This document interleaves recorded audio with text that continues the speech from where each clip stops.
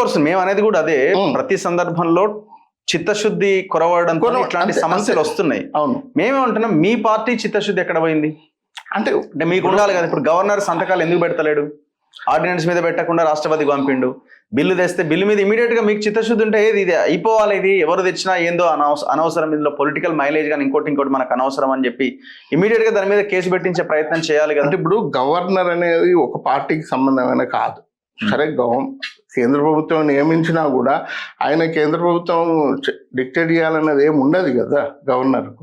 More over ఇప్పుడు ఇది మీరు మేనిఫెస్టోలో మీరు పెట్టుకొని అధికారంలోకి మీరు వచ్చింది కదా, అధికారంలోకి వచ్చింది మీరు కదా.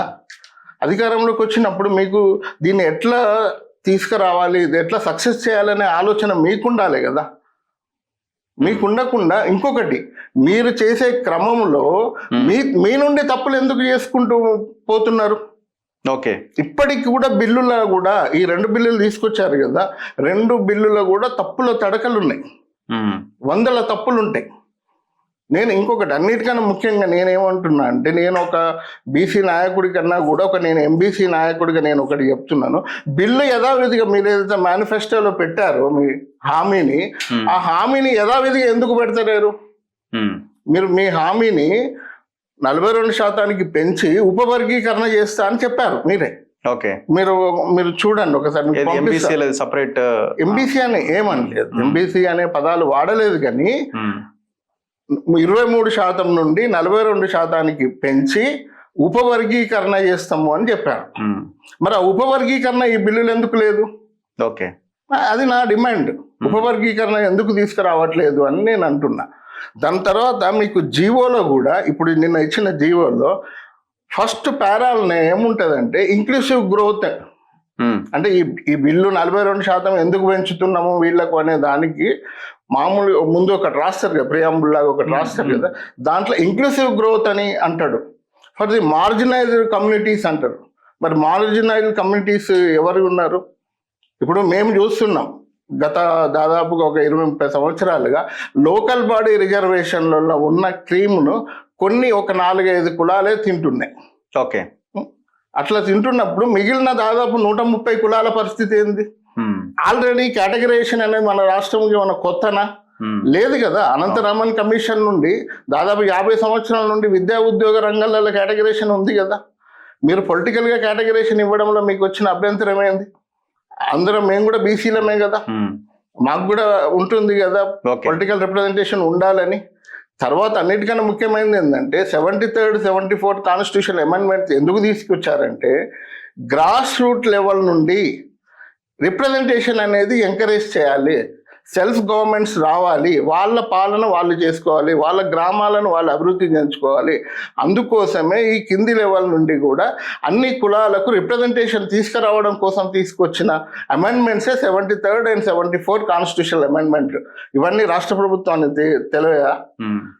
తెలిసినాక కూడా మరి మీరు ఎందుకు కేటగరైజేషన్ ఎందుకు ఒమిట్ చేసిండ్రు? మీ నుండి మీరు సరి చేయండి, మీరు చేసే పనిలో మీరు సరి చేయండి. తర్వాత దీంట్లో ఇంకా చాలా తప్పులు ఉంటాయి. మీరు 42% ఎట్లా ఎరావేండ్రు?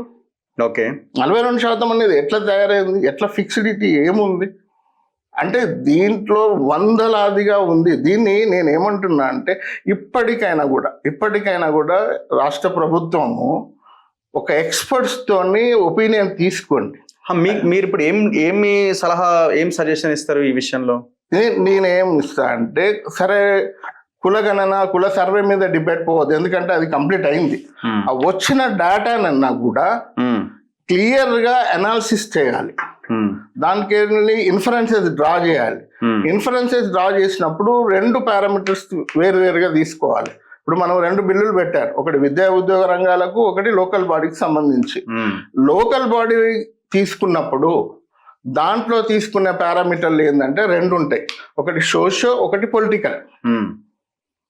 సోషో పొలిటికల్ బ్యాక్వర్డ్నెస్ తీసుకొని ఏ కులాలకైతే రిప్రజెంటేషన్ లేదో ఆ కులాల సంఖ్య చూపిస్తూ పోతే 42% కాదు ఇంకా ఎక్కువ కూడా రావచ్చు. తర్వాత మీకు అర్బన్